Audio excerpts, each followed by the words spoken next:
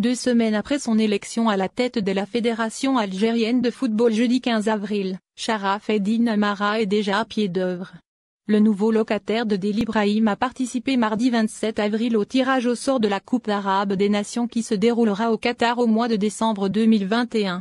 Irrité par les conditions dans lesquelles s'est déroulé le précédent stage de la sélection nationale, Djamel Belmadi n'a pas hésité à dire le fond de sa pensée dans un communiqué publié sur le site officiel de la Fédération algérienne de football.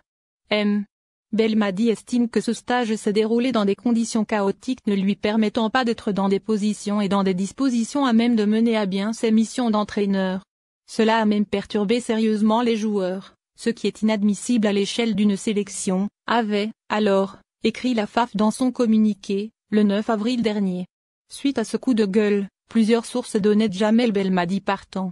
Le porte-parole de la Fédération algérienne de football Salah Abou lui-même évoquait une possibilité de départ du sélectionneur national. Le nouveau boss de la fédération a, donc, profité de sa présence à Doha, où réside le sélectionneur national pour discuter avec lui de son avenir à la tête de l'équipe nationale. Source: faf.dz. Les deux hommes se sont rencontrés dans un grand hôtel de Doha, a indiqué la FAF dans un communiqué. Large tour d'horizon. Cette rencontre met fin aux rumeurs sur la démission de Djamel Belmadi qui ont pris de l'ampleur, avant et après l'Assemblée générale élective de la FAF.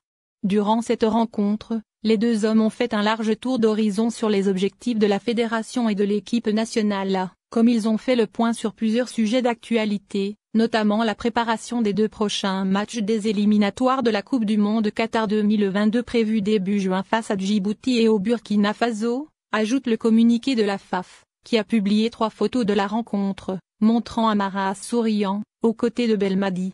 Ce dernier n'avait pas félicité le patron de la FAF, après son élection en tant que candidat unique à la tête de l'instance.